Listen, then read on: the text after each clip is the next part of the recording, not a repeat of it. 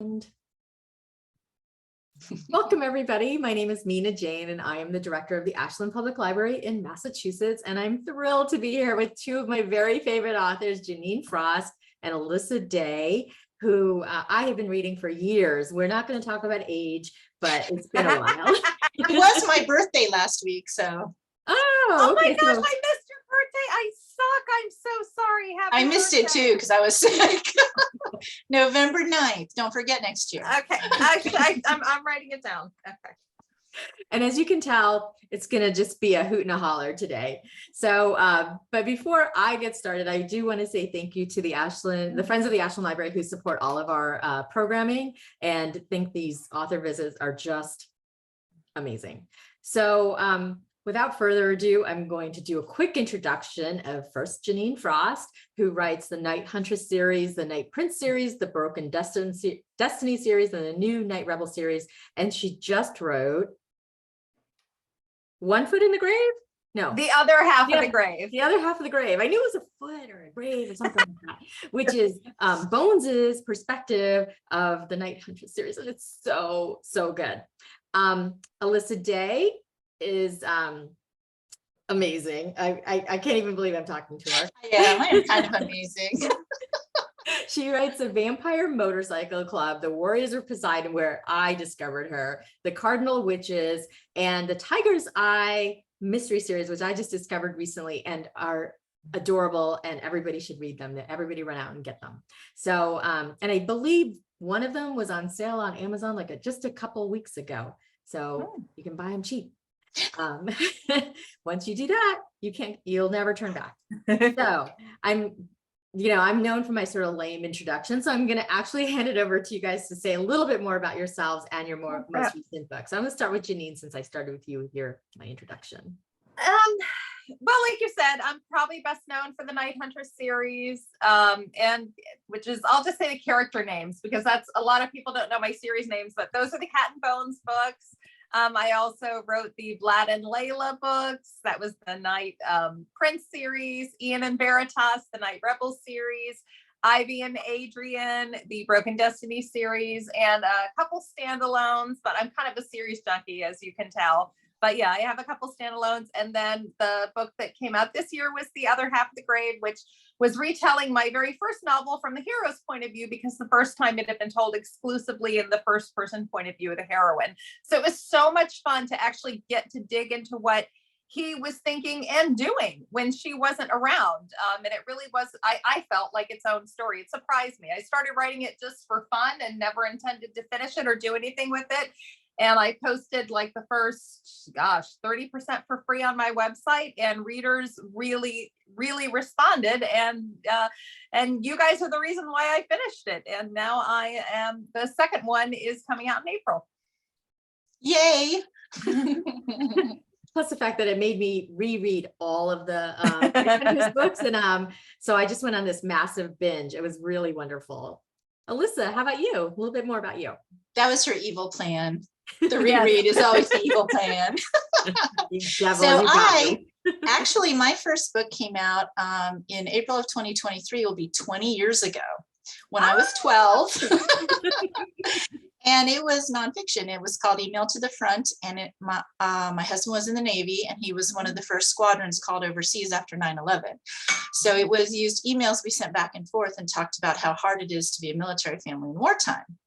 And, it was me, because so there was humor and there was poignancy. And I went on this cross country book tour for it. And I was like, oh, this is fun. I need to do this. Publishing is so easy. And then I started writing fiction, and my first book sold at auctions. I was like, publishing is so easy. And then the next 19 years happened, and but it's fun. I started in paranormal because I love paranormal, and I wrote the Warriors of Poseidon series because I had this what if, a race of warriors from Atlantis, secretly were coming to Earth to save us from the night creatures.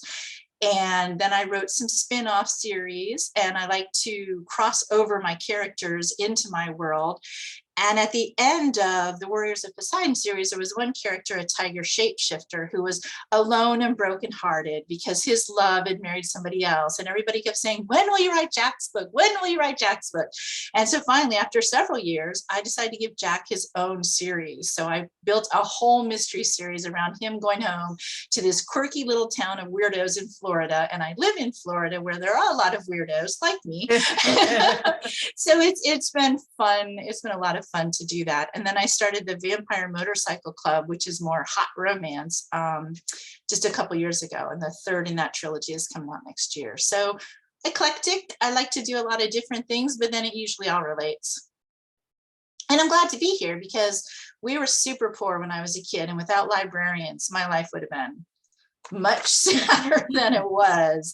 We would go to the library every week, and I would check out my maximum books and trudge home and go explore different worlds. And I think librarians are just amazing. Yes, they're like literary travel agents. It's the truth. It's the truth. Think of the worlds you can explore in the library. It's amazing. I like to think of myself as the bartender of of the library world kind of thing. Come and tell us all your problems. We'll give you a book for it. Oh, I like that. Somebody called me a book tender one day, so it works. Book tender, I love it. I like that too. That's pretty cool. Well, a lot of people are much more clever than I am. So with that, I would love to know how you guys met and became friends. Oh gosh. Huh. We met long ago. Yeah, one of the right? many reader conferences. Yeah. And we were on a panel together. I think it may have been a Romantic Times. I'm not really even sure now. And we were on this panel together that was up on a platform with just chairs instead of a table. And of course I had on a short skirt. So I spent the whole time like with my legs clamped together. And Jeaniene was so funny. I'm like, I got to know her. She's so funny. And then we found out we lived in the same city back when she lived in Jacksonville, Florida with me before she abandoned me. She's still bitter. Still bitter.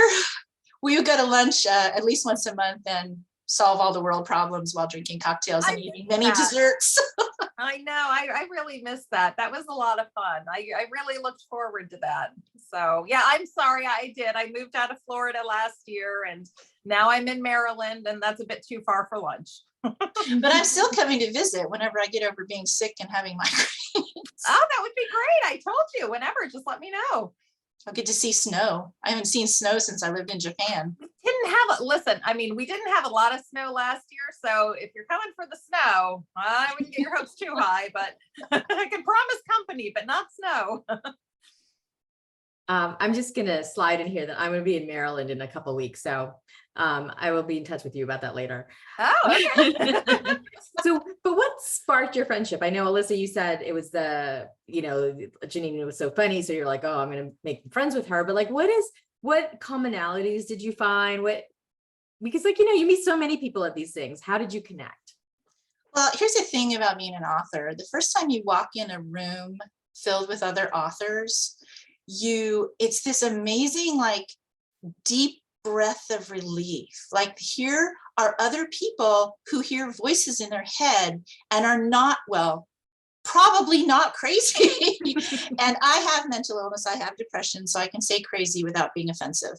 But it's just such a relief. And then with some people, you have a similar worldview and you have a similar sense of humor. And when you connect on that level and you can actually talk about the writing and how hard it can be sometimes, and it's such a fierce bond that can really form quickly. And when you get to a certain level in publishing, Jeaniene and I both hit the New York Times bestseller list more than once. There comes a point where you want to talk about problems you're having or issues you're having, but you can't necessarily go, oh, I'm blah, blah, blah in a larger surround, because then people are like, oh, poor you. But, everybody has problems. It's all relative. So there's a connection there, I think. Yeah, I mean, it's, every job has problems. I mean, I'm not a mother, but I hear mothers, talk all the time about they never give up their kids. They love them to death, but that doesn't mean raising a child is a perfect experience with no stress. So as grateful as, Alyssa and I are for the careers that we have, yeah, sometimes you want to talk about the things that aren't the shiniest about it. And you don't want to appear ungrateful, because that's certainly the furthest thing from the truth. So I think in any field, in whatever profession you are, when you have someone else that gets it, that knows, what you're going through, whether it's, Mina, you would be talking to other librarians about things, making of the sausage that Alyssa and I have no idea about. And, whatever field you're in, it's really nice. Like Alyssa says, when you get along with someone and you can chat with them and they kind of understand it. So it's great. I mean, I've always in my life made friends through work, whatever job I've had. And I was so fortunate to continue that with publishing as well. Mhm. Yeah, definitely. Yeah. And almost everybody I talk to says, especially for women, it's so important to have women friends who get you on a deeper level as well. That's an interesting comment. I was just thinking about that yesterday, because I was trying to read a book by a new to me author, and it was romance. We all love romance. But it was one of those where the guy didn't like any women but the heroine, because all other women were crap. And I was like, no, he's a loser. Wow. And then, well, she had her special golden hoo-ha, I guess, and that's what made her worthy. And the heroine didn't have any female friends, because she was like, oh, I can't hang out with women, they're catty and bitchy. And I was like, I'm done, because I don't trust women who don't have women friends. Come on, we're people. And I don't know, it's weird to me. So I have very close women friends, and I have people who I don't see that often, but I can pick up the phone like Jeaniene and just talk and talk and talk like we just saw each other yesterday. So I threw that book out. I sort of want to go towards the golden hoo-ha, but I do have other questions that have sort of okay. Anyways, I'm gonna get back to the hoo-ha then later.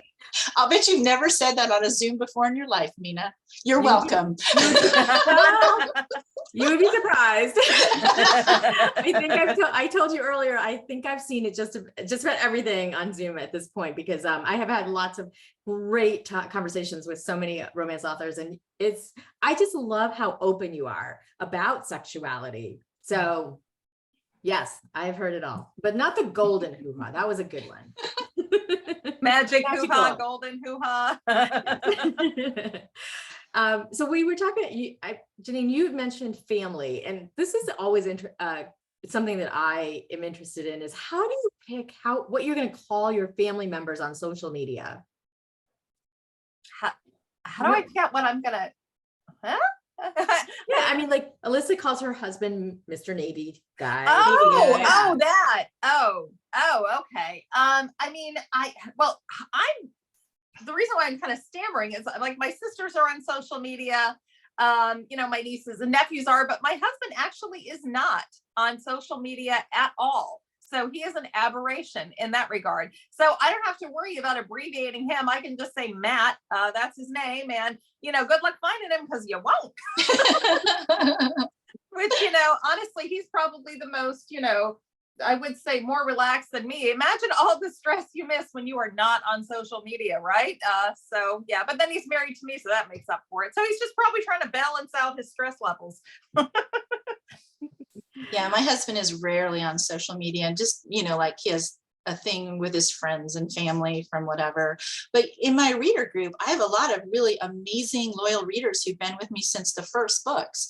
So, and I used to always have to take my kids to conferences and conventions, because Judd was always on deployment.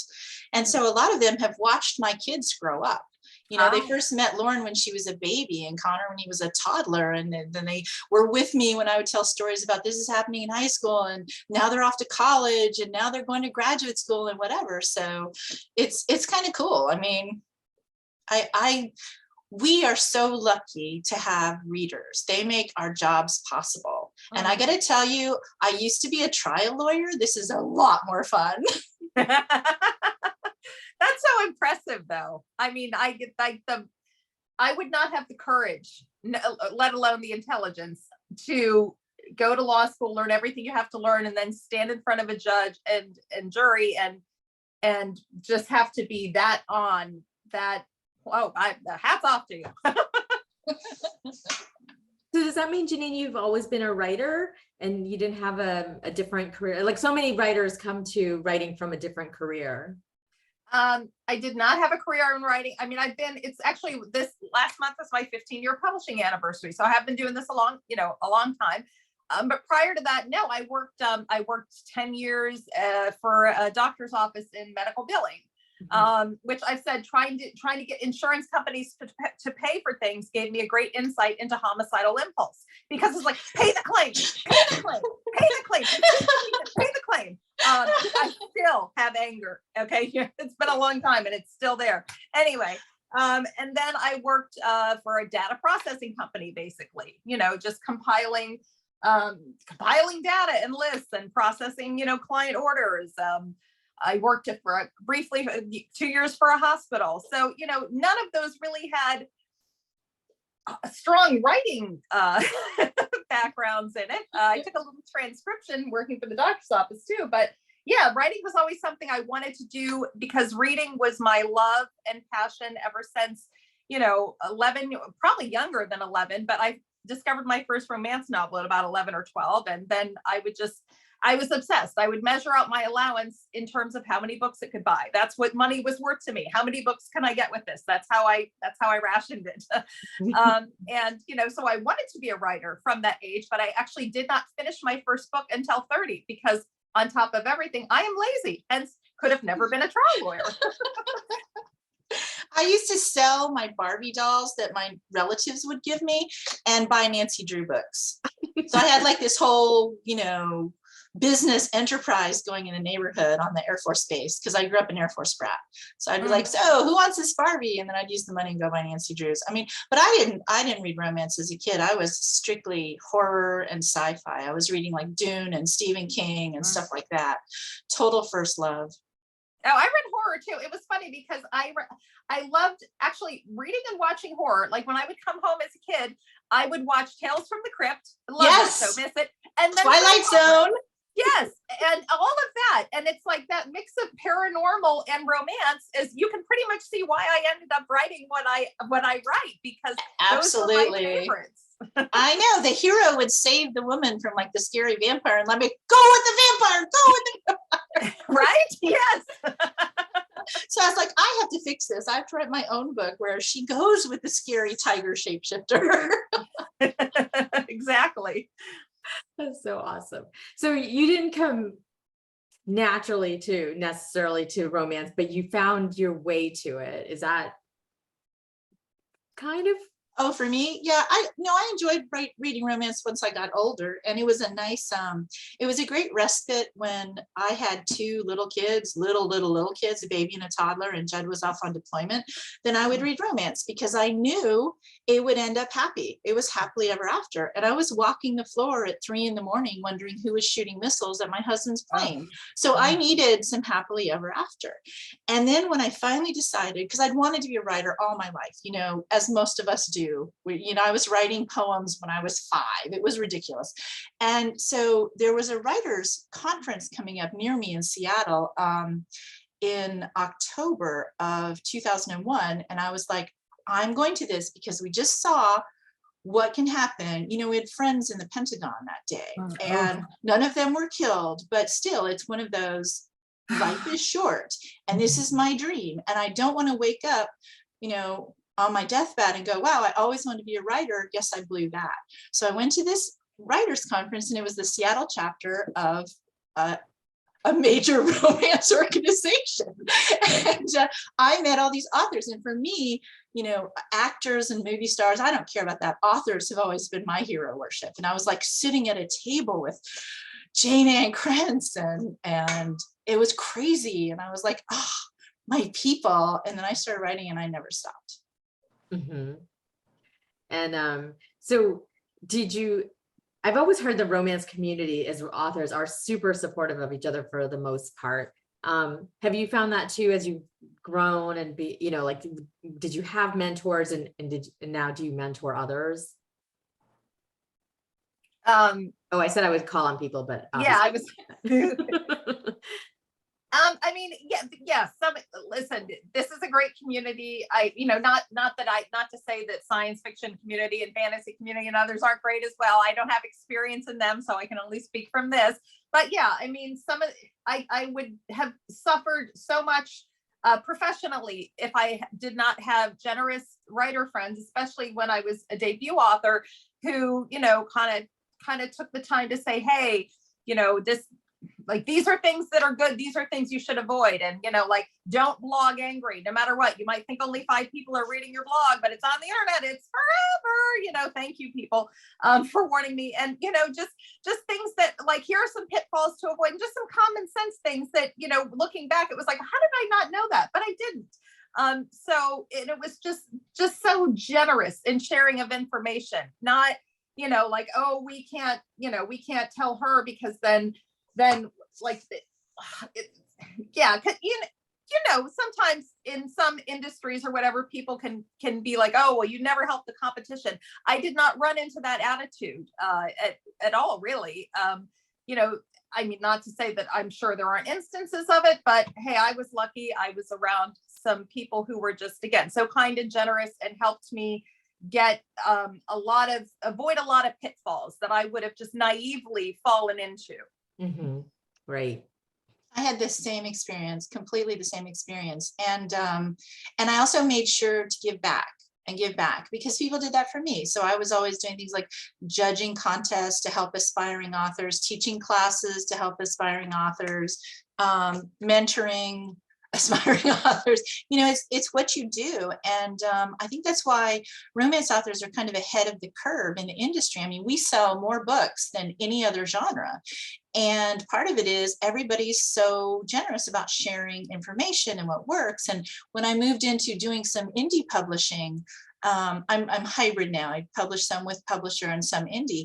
That community of romance authors who had gone indie were the pioneers of all the genres. And they were learning everything about how to do it because you have to be your own publisher. And it's a heck of a lot of work. And but everybody was so generous about, here's what you do with this, here's how you do that, if you're having trouble with this, and it makes all the difference in the world. Because let me tell you, coming from trial law, it is not the same. And I have to tell you, that's another thing we have in common, Jeaniene, about insurance companies, because a lot of times I dealt with the insurance companies on the defense side. And I remember saying to one guy in a settlement conference, the lawyer for the insurance company, at what point of the night do you go out and sacrifice the cat in your backyard? And he deserved it, but he laughed. Yeah, it's yeah. And apologies to anybody in the chat who works for an insurance company. I'm sure you don't sacrifice small animals. Yeah, and again, I'm sure the people who work there are probably like, look, we're butting up against bureaucratic ceilings as well. It's just, Yeah. It's hard when you're on the other side of it. Yeah. Definitely. I think we've all been there. So I'm interested in the learning process that you both went through, because the one thing I think I always think about your books is the world building is amazing, that you created this world that I just want to go back to over and over again. So what was that process for you in learning how to do that? Let's start with Alyssa this time. I've always been, like, I think all writers, an incredibly voracious reader. I read on the average 200, 250 books a year. And I'm a very fast reader, and I have chronic insomnia. Let's throw that in there. So I have hours to fill, but it's just, I'm like an infirm. You remember back before phones where you would sit at the table and you'd read the cereal box because you were so desperate. I mean, maybe I'm much older than you too, so maybe you don't remember that, but it's just always, I need input like those robots in the movies. And for me, it was always history, mythology, ancient cultures, lost civilizations. I sucked up every bit of that. So when I started, I just envisioned these huge worlds. And of course, being a lawyer, I start thinking about, well, what are the system of laws and what are the system of, all the boring stuff that nobody would want to read. But that's in my head, so I know how to structure where I'm going and what I'm doing. Like in the mysteries, I have them in a special county in Florida that has a special charter that they're completely immune from state or federal law. So that's a lot of fun for me because they have their own brand of sort of frontier justice, and with all the, and it's just there. It's just how my brain works. I love plotting. I love having like 17 subplots in a book. I love family relationships and having, 7 brothers or 8 teammates or, all the relatives. And Jeaniene's books are the same. You get into them and you're like, oh, I want to know so much. What's happening with Kat's best friend? Oh, there's a book about her. Yay. And it's that same feeling of family, and you get invested in every single character because of how good an author she is, and then you want to come back again and again and again. And I think that's what we both try to give our readers. Every book our very best, because they're investing not just their money, because $6, $8, whatever, that's substantial money when times are tight and gas is expensive, but their time. Because right now you've got 8 million things you can do, literally 8 million things you can do with your time. You can binge Netflix, you can get lost on TikTok on your phone, you've got to take care of your kids, cook dinners, do the laundry, whatever. And so I want every chapter to be something that they don't want to put down, because they deserve to get that from me. And then when I get the letters that say, damn you, I was up all night and I was tired at work, those are my favorite letters, because that means, yay, I succeeded. I gave you something worth your time and money. Mm-hmm. Yeah, how am I supposed to follow that up? I will say that in this should be encouraging to any aspiring writers out there. When Alyssa's talking about her process and how plotting and how detail oriented she is, and she thinks it all out in advance, I want you to know that I do not. And so you too can be a writer if you're a pantser. Because I am not organized. I'm not detail oriented. I came up with my world basically by answering questions, like what if questions to myself. If this happens, well, how is that? Well, what then? What if this happens? And so it's basically by just doing a blockchain of potential situations, and that's how I created my world. I am never been, as a matter of fact, I almost never wrote a book, because I talked to an author once when I wanted to, and she's like, well, you have to plot the whole thing out, and then you have to write chapter notes, and then you have to write like storyboards for all your characters and individual chapter notes. And I went home and cried, and I said to my husband, I can never be a writer. I can't do that. And I eventually just started writing my book and thought, well, I mean, I know I dreamed about a half vampire arguing with a full vampire about why she left him. I don't know how they got to that point. I'm going to try and start where they met. And I'm going to go from there. And that's how my first novel got written, was me answering, how did they get to that point? Half vampire. How did that happen? So everyone has a different process. And what gets you from chapter 1 to the end of a book that you feel proud of, aside from how we all want to just endlessly edit our own books, is the process that works for you. So it can be as varied as the genre in romance. And as we all know, romance is a very varied genre, which makes it so fun, because you have so many different flavors of it. You have paranormal, you have fantasy, you have space opera romance, you have mystery, you have cozy mystery, you have, kind of like romantic horror. I mean, it's everywhere. It's just, yeah, there's so much room, and there's room in writing styles too. So that kind of went off into a side tangent that probably didn't answer your question. And there you go. See, no attention span, no plot. Listen, that's a great point. This is something I always begin talks to aspiring authors is, I'm going to tell you some stuff about how I work. It has nothing to do with how you should work. There are as many ways to write a book as there are authors. And any way that you can get your story on the page is the right way. I mean, my brain loves the plotting. So I'll do these huge, like I knew at the beginning of Atlantis what was going to happen in the arc of the villain for 8 books. Okay, and I tell that to people like Jeaniene, and she needs cocktails. And you know what? Other than adding in 2 extra novellas, that is what happened. That is how it, because that's my brain. I love that. But then again, when I start plotting out a book, when the characters tell me, "Oh no, I wouldn't do that," then I have to change the whole way I'm going. And I'll sit down with my legal pad, because this is how I've plotted since the beginning, always by hand and always on a legal pad.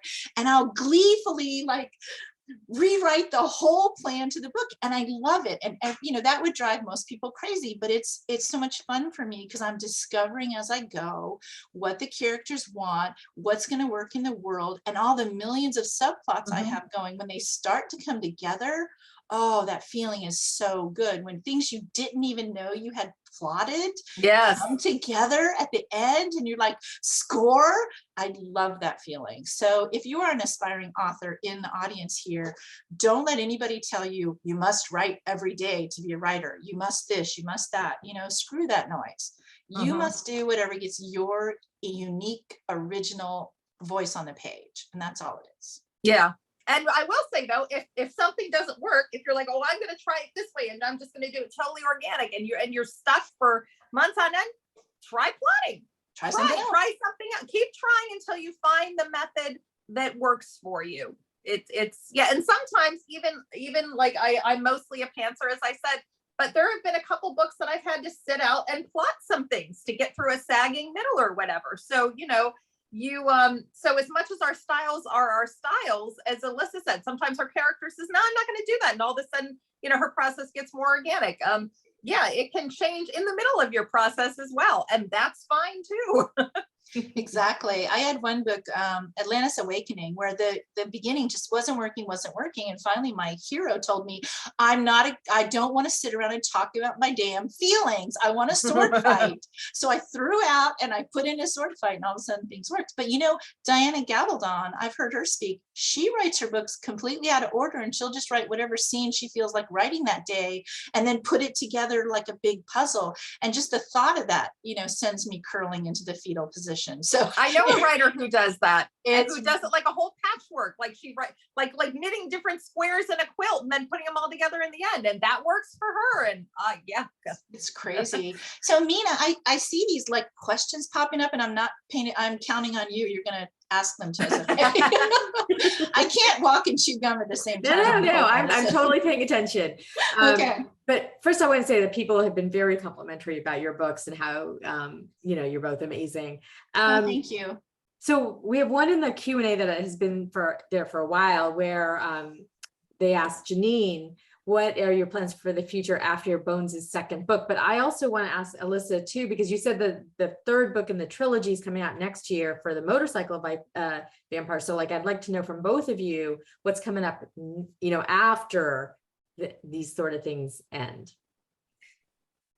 I have both Feet in the Grave. The second Bones point of view is going to come out April 18th. And after that, I don't know. This is the, honestly, I have about 5 different plot ideas competing in my brain right now, or I should say 5 different characters. 2 are from worlds you all know.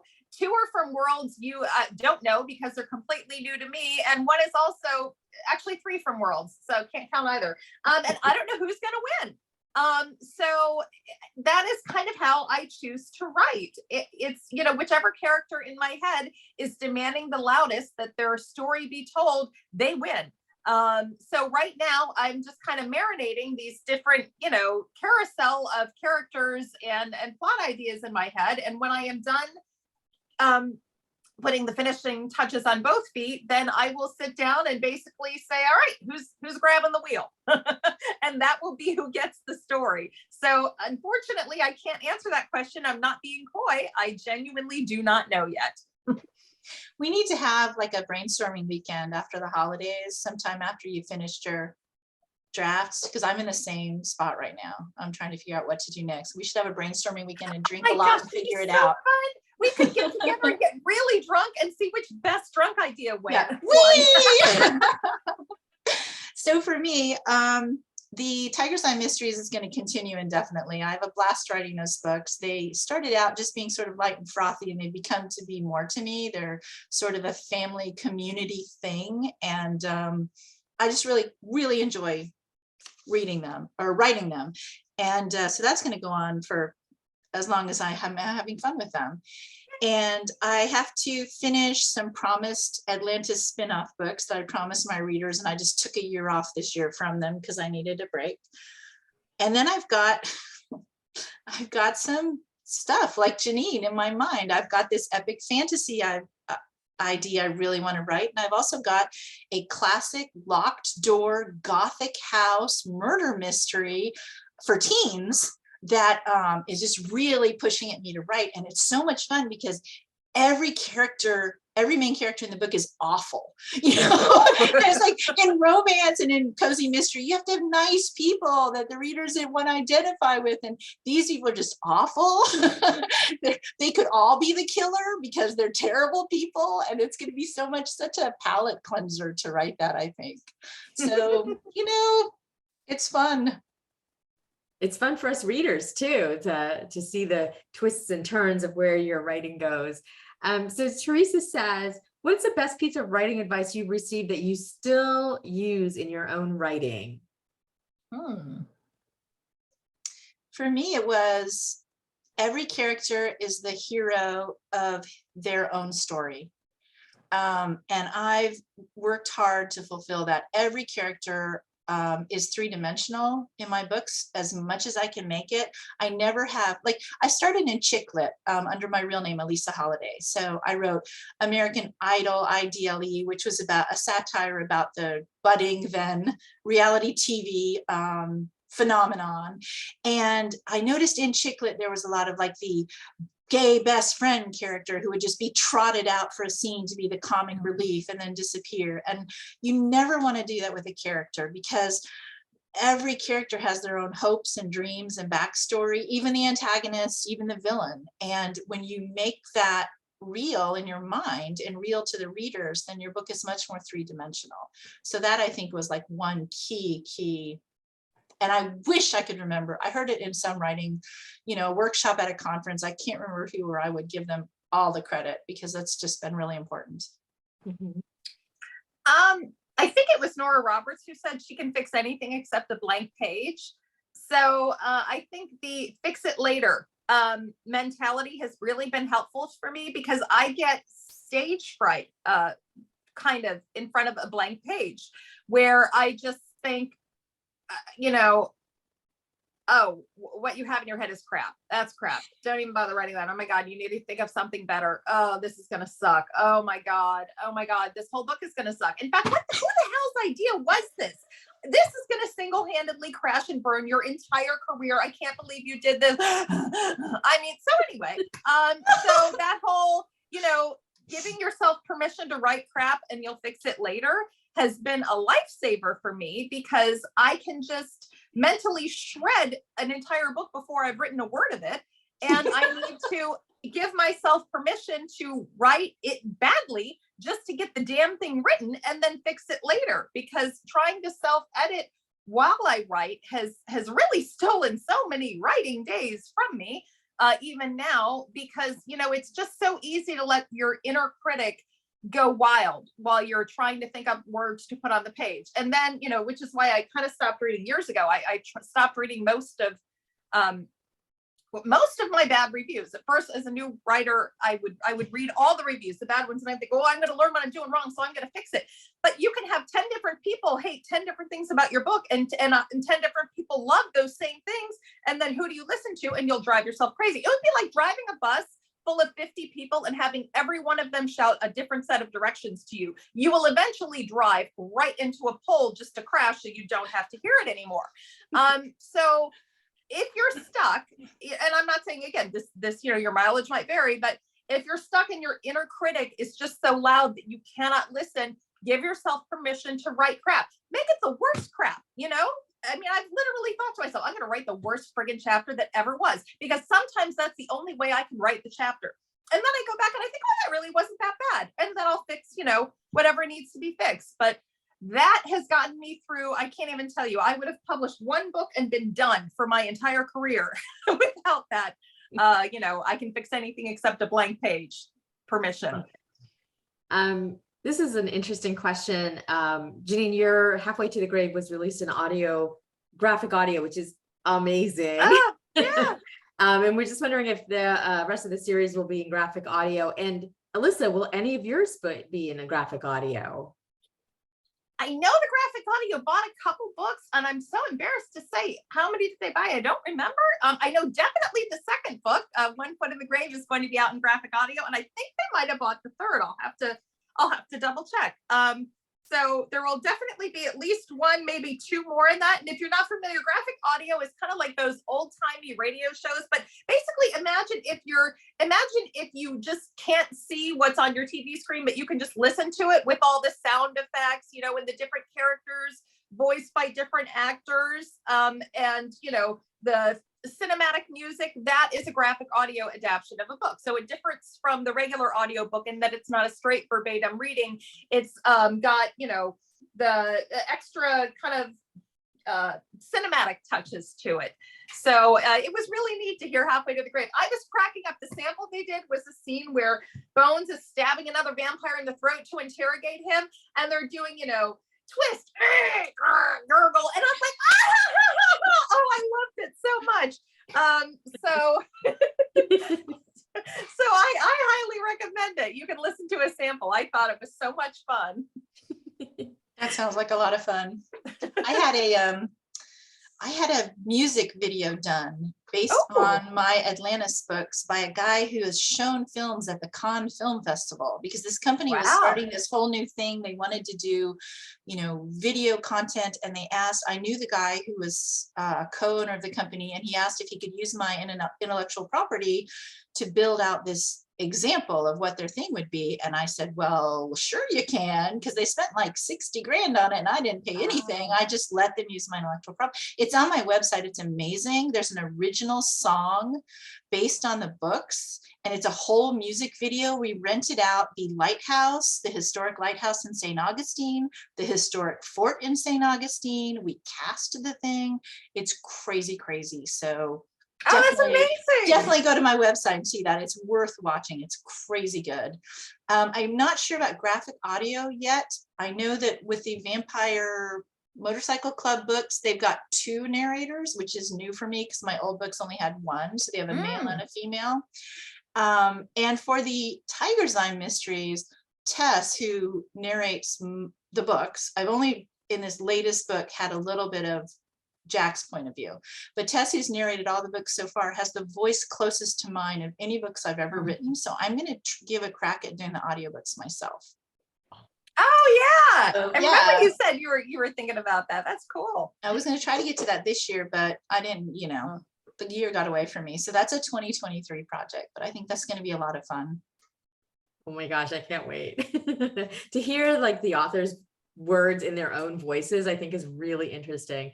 And I love audiobooks, but I have a thing where I only listen to books that I've already read. So I already know the story. I can just enjoy the performance part of it. So like the graphic audio to me was just amazing in the sense that like it brought it to life in a different way. But let's see, we have a bunch more questions. Jeaniene, any possibility that you will do all of the books from Bones's point of view, not just the first 2? No. Listen, I loved writing these 2 from his point of view, and I always felt like the first 2 books were more of one interconnected story that was, separated for reasons of it would be hella too long. But there are other things that I want to write, and so as much fun as I have had letting Bones, finally have his say in the matter of things. I want to give other characters a chance to have their say as well. And like I said, some are new characters, some are not. So I really don't see going beyond this second book. I'm not going to say never, because I also said I'd never write Bones's point of view, and here we are. But as of right now, I think it's going to probably stop at the second book. All right, well, that makes me sad. Alyssa, do you have more Warriors of Poseidon stories in you? Well, Fortunately or unfortunately, I made this crazy promise a few years ago that I was going to do 12 novella length Warriors of Poseidon stories in a year. Ha! So it's 3 years later and I'm writing June. So that tells you how that worked out.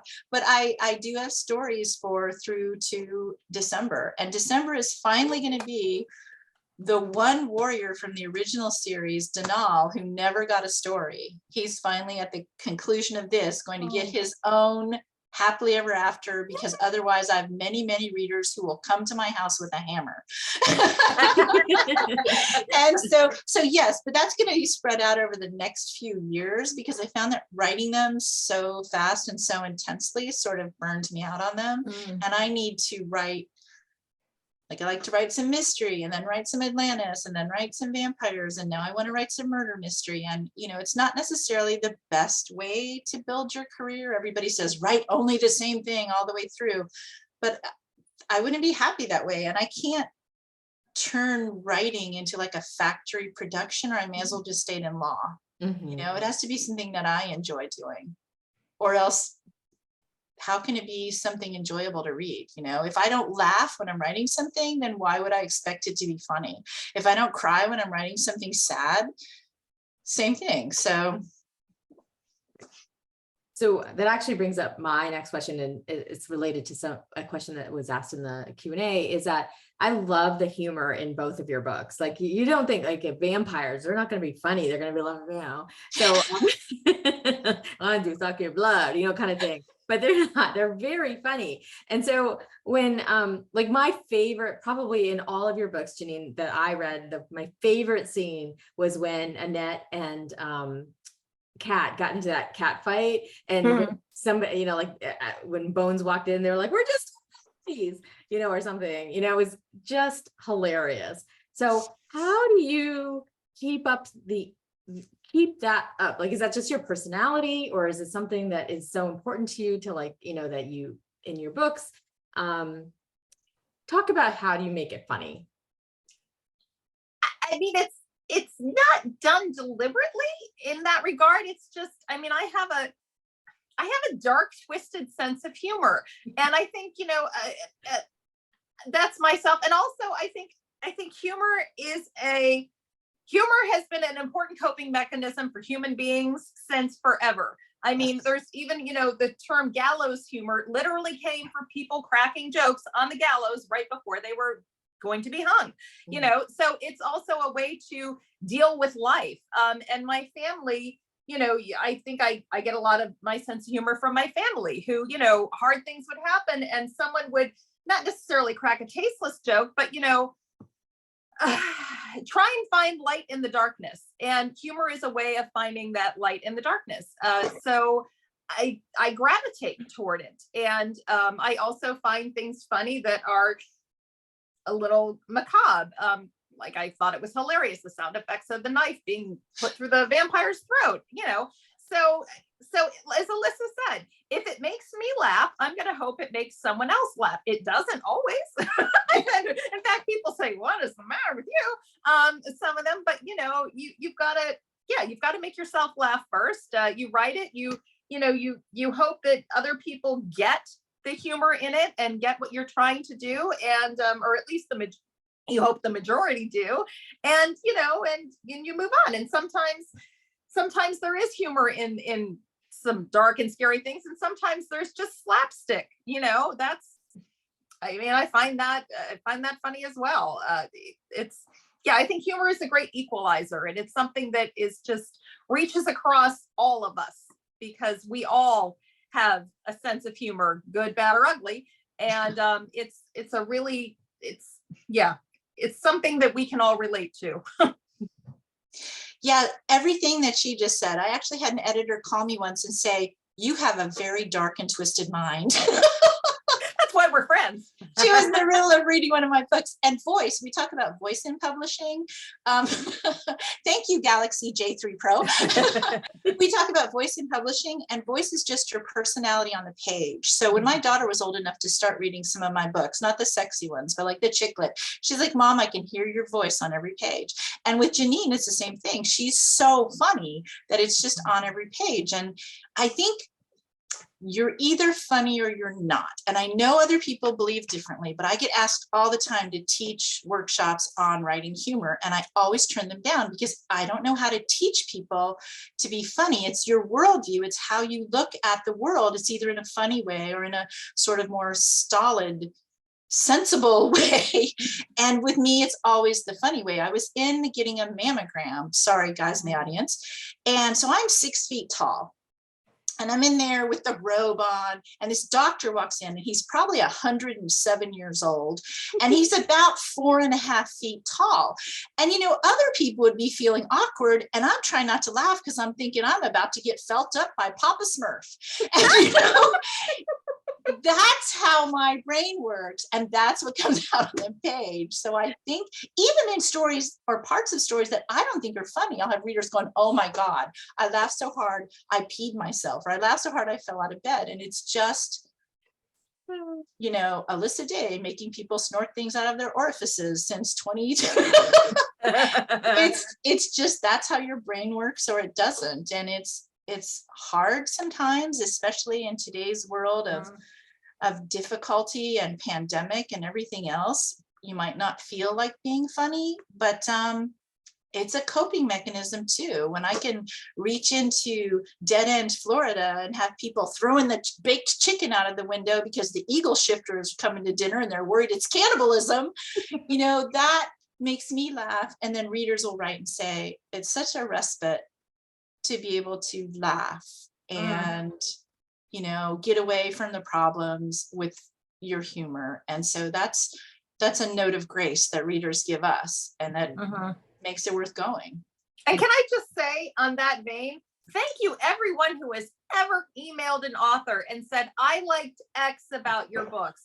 Because you might think, oh, they don't, you know, they don't think anything of this. They hear this all the time. Let me tell you, no. And it is appreciated every time. And there have been some days that is what has gotten my ass back in the chair working when I felt like a fraud that's just imminent to being discovered as a fraud, you know, is that, wow, someone, this really resonated with someone. I can finish this chapter, you know, it makes a difference. Jeaniene, one of your favorite reader letters, tell us. Oh my gosh. Now this is where my dark sense of humor is immediately coming into play, because aside from meaning everything I just said, one of my favorite reader letters that I think I got was someone way back when who was like, I loved your first book and I loved your second book and I read your third book and ... Can I ask what the hell is the matter with you? And then she spent 5 pages expanding on what she thought might be the matter with me. And I couldn't, oh my God, I still have that in an email somewhere folder. I saved it. I mean, again, please don't do that, people. But that was writing paranormal, we do get some real interesting reader mail. 2 of my favorite, just off the top of my head. One is a reader who wrote, Dear Alyssa, I love all your books. You use too many prime numbers. Please stop. That's great. And of course, being a neurotic author, I'm like flipping through a book going 7, 5. And then I got one, and this is great. It was during a horrible hurricane season in Florida. And this woman wrote and said, Dear Alyssa, you know, we had to evacuate again for the hurricane. We're stuck in this cabin with my sister-in-law and their kids and my kids. And she was always bitching at me that I wasn't a good mother and my kids were too loud. And I would escape and go out on the screened-in porch and read your book. So I just had to write and tell you, Alyssa, your book saved that bitch's life. So I always say, write a book, save a life. Of course, being an author is important. That's so funny. Oh. it might take me a minute to come up with a question that I was in my head a minute ago.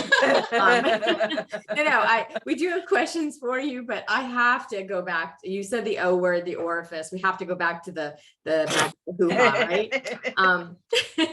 So why is this such an important thing for us to read romance and have the sexual relationships in them? Well, sexual agency for women is so important. I mean, how many centuries have we been being told, it's not important, not only not important for us to enjoy sexual pleasure or have orgasm, but just lie there and think of England or whatever. There were actually medical procedures to stop us from enjoying that. And it's so great to live in a time when all that nonsense, much of that nonsense is gone.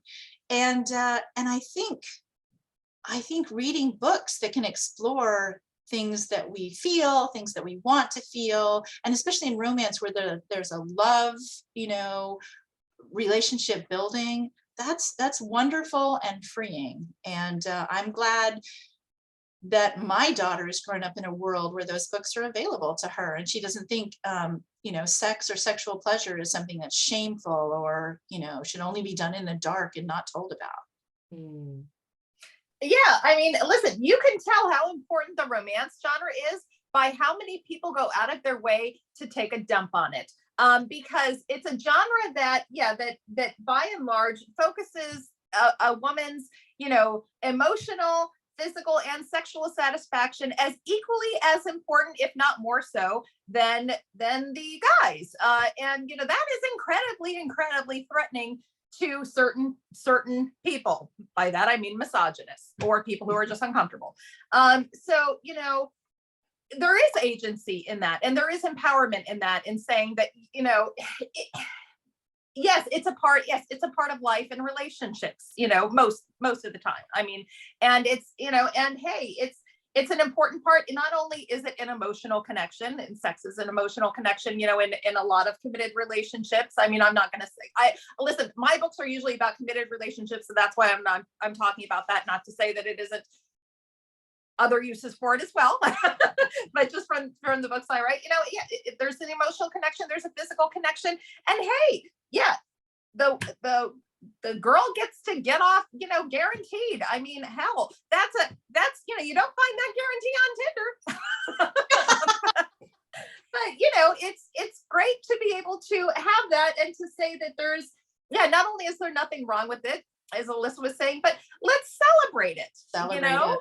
Yeah, because God knows guys celebrate it on their end, and you know what, they would really like some would, at least, and some are great. I'm married to a feminist. I love him to death. We'll be celebrating our 30th wedding anniversary next month. So hashtag not all men, but yeah, some guys really want women to keep it down when you talk about this. And like I said, that's how you know when it's important.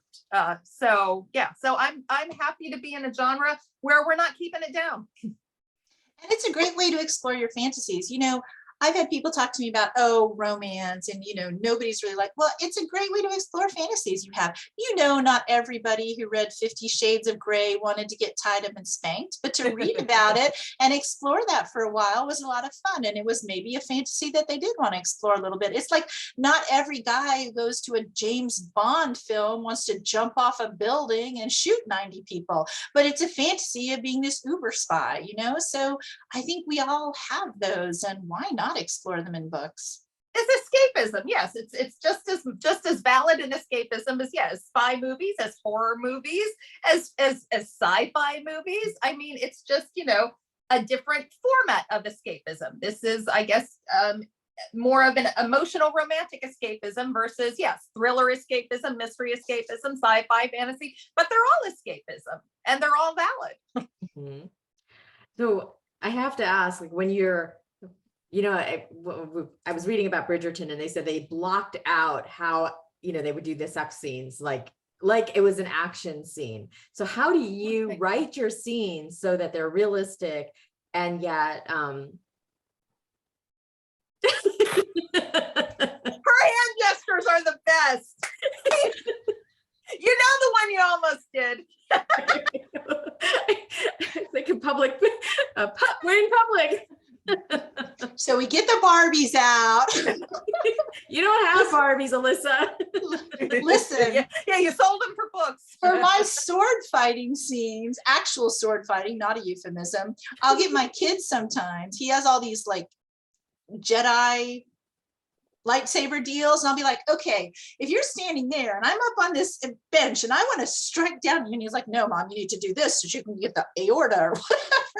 But when sex scenes, I don't know, sometimes I do catch myself going, yeah, okay. I mean, yeah, they are similar to fight scenes in that you have a physical, action and reaction, and like Alyssa's saying, that you have to be aware of presence and like where, some things will and won't work. But aside from that, I mean, it's in a lot of ways, it's like any other scene. I mean, a good dialogue scene can have, as much chemistry as a sex scene sometimes. So for me, that's what I'm going for. I'm trying to write the scene honestly, as if I were a fly on the wall. Then the characters have no idea that I'm there, and I'm just trying to write what I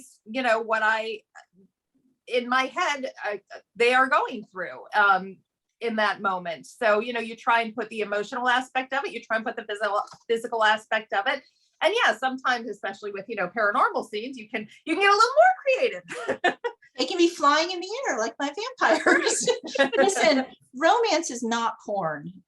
So there's always going to be an emotional component. And when I'm teaching authors, I say, when you're writing a book, every scene has to advance the plot or deepen characterization, but preferably both. And if your love scene is not advancing the plot or deepening the characterization between these characters, then it's superfluous, and you're just writing it to have, boinking, which boinking is fun. But in a romance novel, these are the kind of things that are going to be happening, because you're talking about happy ever after. You're talking about an emotional connection that is satisfying to the reader. And so that's in all of the love scenes, or else there's no point to them. In a romance novel, other people's mileage may differ. And I have read love scenes in other genres that could benefit from reading some romance novels before they try to write them, because let me say, bulbous and throbbing are not necessarily words you want to read in a love scene. I have used throbbing, I think, a couple times, but okay, bulbous, maybe no. Some throbbing, but not bulbous. The funny thing is, when I accidentally wrote bugle instead of bulge in a couple scenes, and my editor was like, yeah, that really took me out of the moment.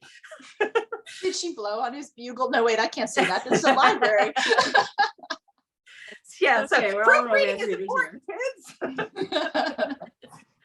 Well, there's certainly like books that I've read and I'm like, I don't know if that's anatomically possible, so and they're not paranormal or orcs or whatever. So I actually have a bunch of questions for Jeaniene, if you don't mind, Alyssa, and then I have a bunch of questions for you. So we'll just do like a quick Lightning round. Yeah. What are your characters from Night Prince doing right now? Gosh, that's a good thing, or good question. Gretchen is a vampire. That's Layla's sister. She's a new vampire. Layla is still connected to Mercia through that magic bond that has, where if something like physical, like breaks the skin or whatever. I've had people say, so when Vlad and Layla have sex, then does Mercia feel it? No, it has to be something like that breaks the skin or breaks a bone. That's the connection. It's like you harm one, the other feels it, not the good stuff. Anywho, I know your face. I'm sorry, but I get that asked a lot. So yeah, and that's actually one of the stories that's percolating in my head possibly next is, so what is going on with them? Is Layla gonna transfer her powers to Gretchen? Now that Gretchen's a vampire, she could potentially take them. What is going to happen with Mercia? Is that bond ever going to get broken?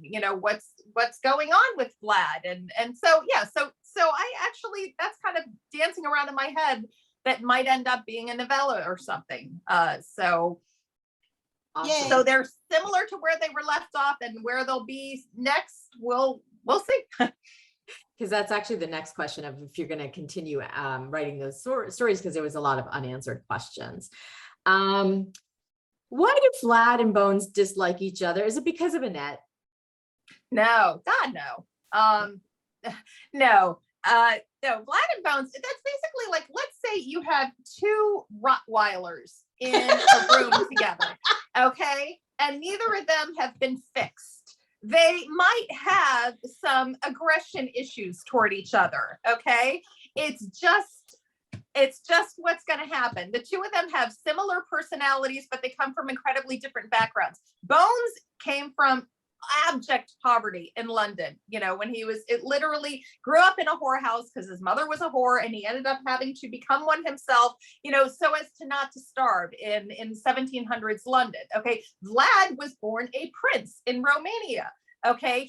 While he had a brutal childhood, he was a very, you know, his station and his setting was completely different. So aside from the two unneutered Rottweiler mentality of the similarity and aggression, they have incredibly different worldviews.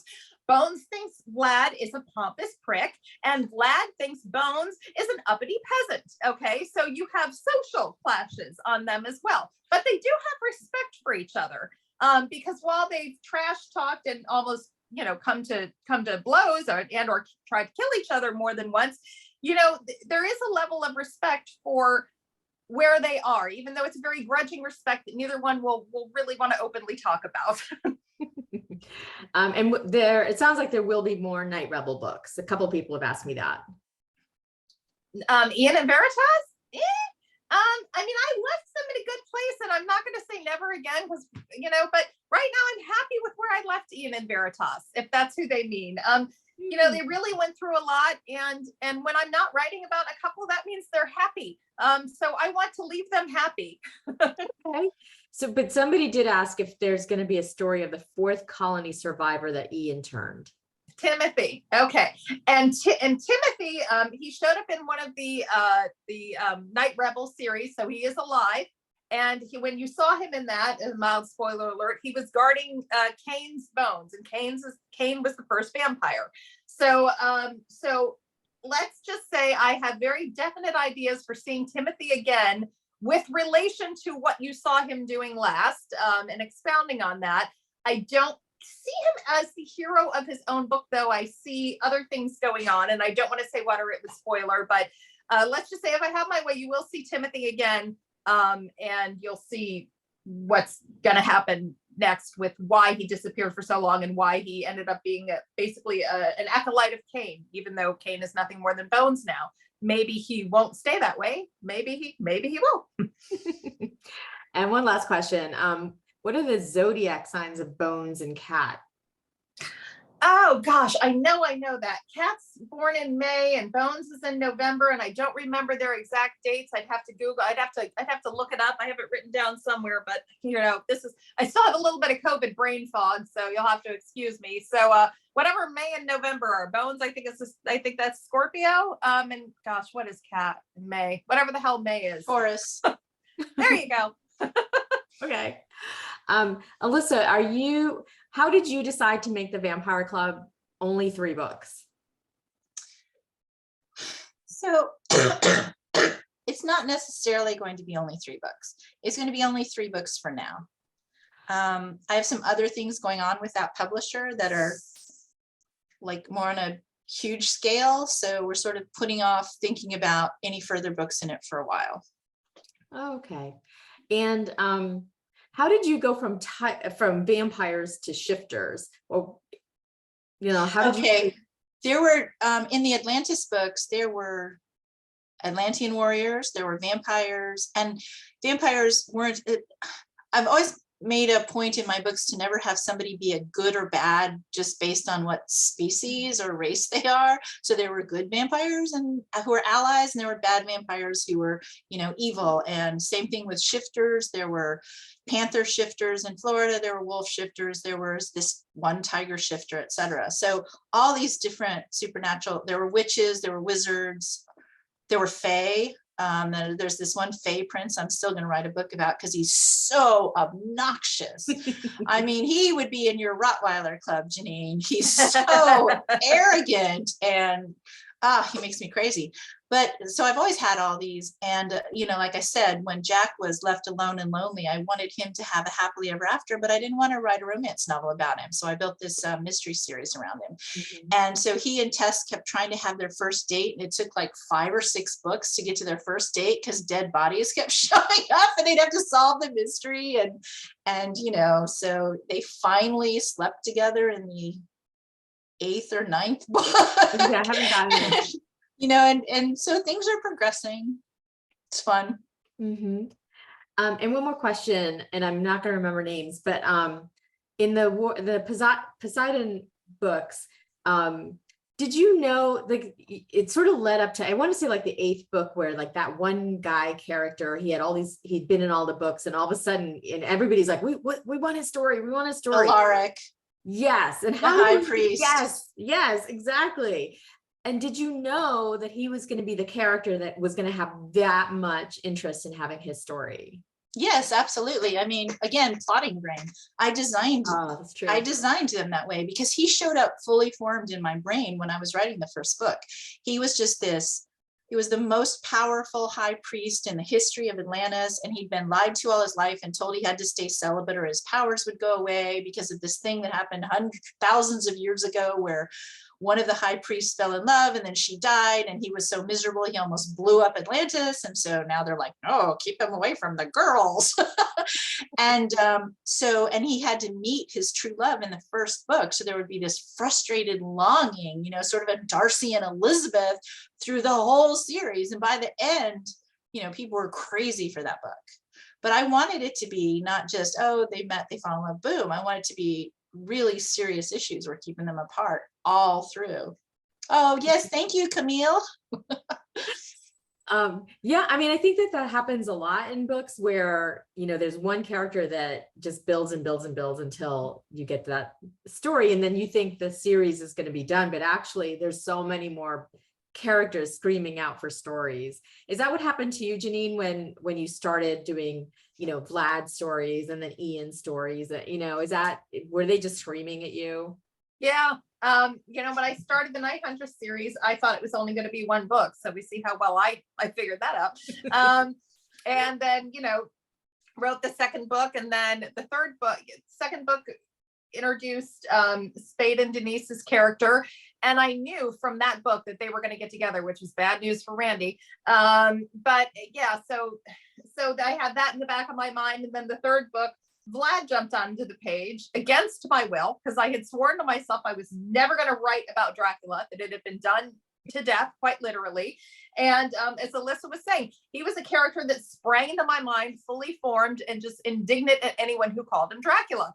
And I kept trying to not write about him, and he kept showing up as a side character until finally, after I wrote Spade and Denise's book, and then Kira and Mencheres's book, I was like, oh, fine, you will get a book. And then that turned into a 2nd book, and then a 3rd book, and then he had a 4-book series. So yeah, so he kept talking, and other characters kept talking, and yes, that's who wins. I'm going to say that I think your narrator calls him Mencheres. She is correct. I am sure, because she actually bothered to do the research to say, okay, what would the Greek pronunciation of Pharaoh Menkaura's name be? And, or the Greeks referred to him. And so the CH probably was a K sound. And I did not do that research.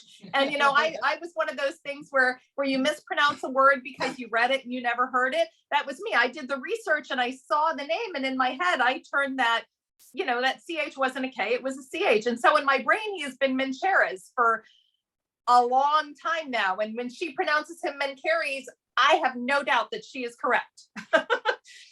So yes, someone saying it's a deep-throated ka sound. Yeah.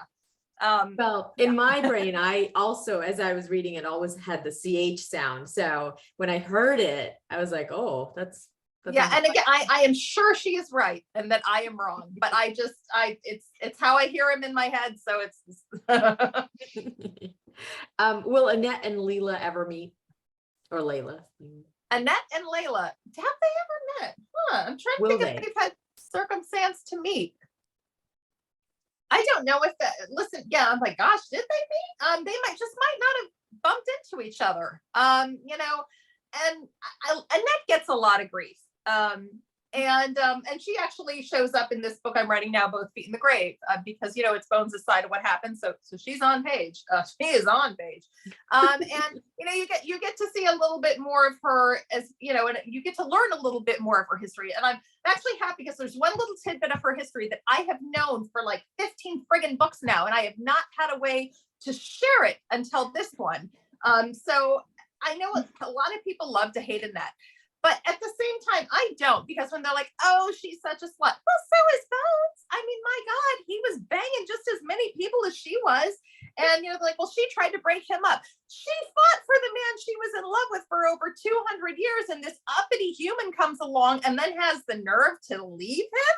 I mean, if I were Annette and I hadn't fought for him, I would have lost all respect for myself, you know? So Annette fought, and she fought dirty. And I respected that about her. I understood why Kat wanted to kill her, of course, but I also understood why Annette did what she did. I would have done the same thing if I were her. So, listen, you know, that's that double standard in romance.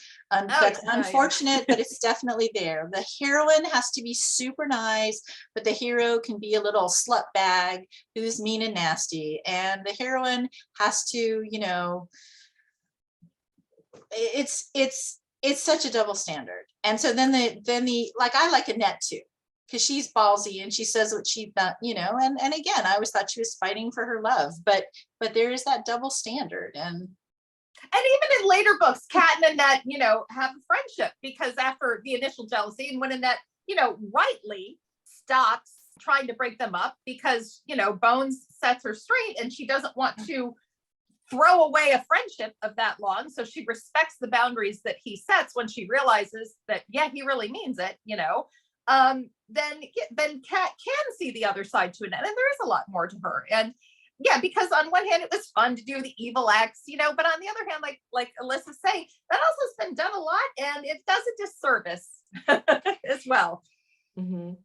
So Alyssa, I have to ask, do you hear your characters in the same way Jeaniene does, talking to you, telling you what to do? You know, you originally said when you went to conferences, all these people heard voices.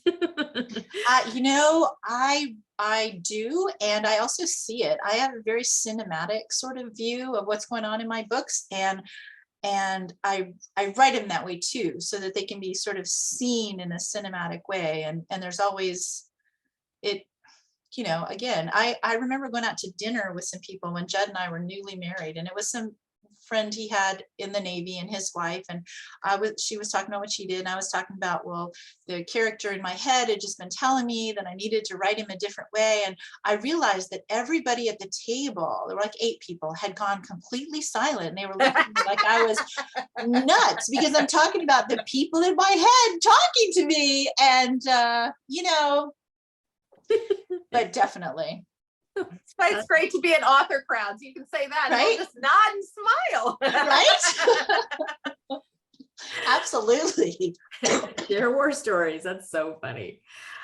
So just before we go, we're just about out of time. I would love for you to recommend a book by another paranormal author that's not here. Anybody. What have you read recently that you really liked, or that you would recommend to our audience? I'm gonna have to look up the title of it. Yeah, me too. I don't remember titles.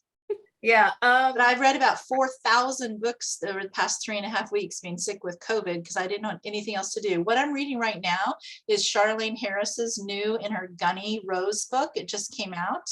This is an alternate history of the United States where FDR got killed, and then the US sort of collapsed, and Canada took over part of the country, and Mexico did, and then these Russians came in and took over part of California, and Rasputin and the emperor were there, and there's magic, and it's like a Western with magic. And book 4 of the series just came out. And of course, Charlene Harris was the author of the True Blood series, which is just amazing. Mm-hmm. And she's just so sweet and nice in person. Love her to pieces. She is. I mean, honestly, the first time I met her, I fangirled to an embarrassing degree. Same here.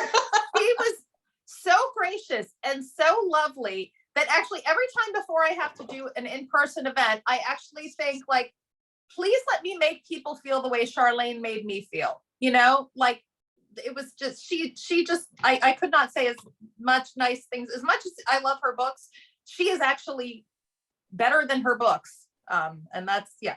But something I just finished, The Whispering Dead by Darcy Coates. It's a ghost story about it's a woman who can see, but wakes up with no memory, except she's running from people who are trying to kill her. And to her shock, she's surprised that she can see ghosts.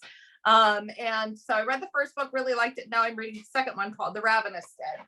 And I'm really enjoying them. It sounds a lot darker than it actually is. It's a lot lighter. It's more kind of like a cozy mystery, but also with ghosts. But it's been really nice, and I've been enjoying them.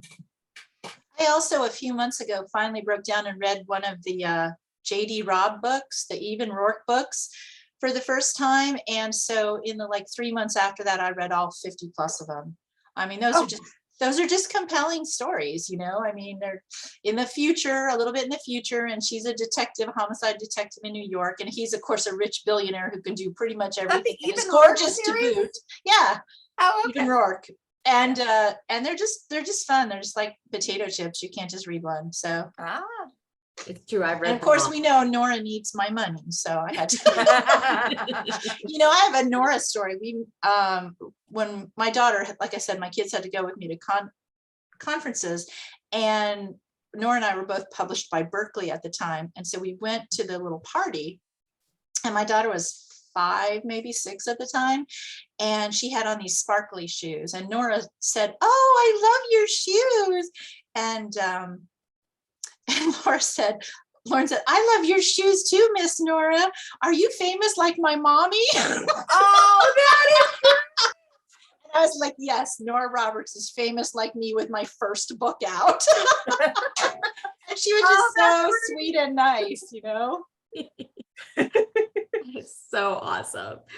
Sarah says the in-depth audiobooks are fabulous, which I completely agree with. And Sarah also asks, and this is actually a really good question, not actually, but Jeaniene. Way to go, Sarah. The librarian said yes. She's planning to reread all of the Night Huntress books, but she's not sure where she should read the Bones's book. I had the same question. Should you read it after you read the first book, or should you read all of the Night Huntress and then read Bones's perspective? In all honesty, I think you could do it however you want to do it. I mean, I would be the last person to say, no, you have to read all 15 friggin' books or however many there are before you can read that. So if you read the first book and you want to hear it, you know, which is told exclusively in Kat's side of the story, and you think, oh, wait a minute, I want to see what Bones has to say, then read that next. Or you could even read his point of view first in the first book if you've never read the series, and then see her point of view on it. I mean, there is no quote unquote better way to do it. In all honesty, I think it's just whatever the reader would prefer doing. I've had some people say that, you know, they read the first 2 books and then they went back and read Bones's point of view of it. So literally it's dealer's choice when it comes to the reader. You could read it first, you could read it second, you could read it third, you could read it at the end if you wanted. It's just whatever you're in the mood for.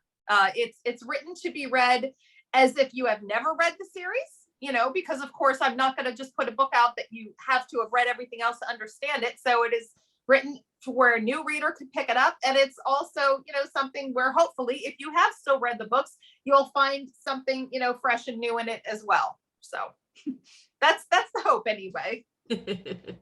Yeah, no, it was no spoilers. It was so good. So good. So thank you so much for being here. This has been fabulous. What a wonderful way for me to spend my evening. Thank you so much for taking your time and inviting us. Thanks for inviting us. We always love to talk to librarians. And thank you everyone who came out and yes, tonight with us. Yes, thank you for everybody who's stuck with us and your wonderful questions, and whoever's got that Galaxy J3, they are like my new favorite person because they love you both. And we love you all too. Yes, love me too. So, but yes, we had a wonderful evening. Thank you all for being here, and we will look forward to your books and more talks hopefully in the future. Thank you so Yes, much. when Alicia and I know what we're writing next. Maybe Nina should come to our plotting weekend and we can all get drunk and figure out what we're gonna write next. All right, you all heard it here first, right? You all heard it. I have it in the recording. All right, well, have a wonderful night, everybody. Good Thank you. Bye, everybody. Bye.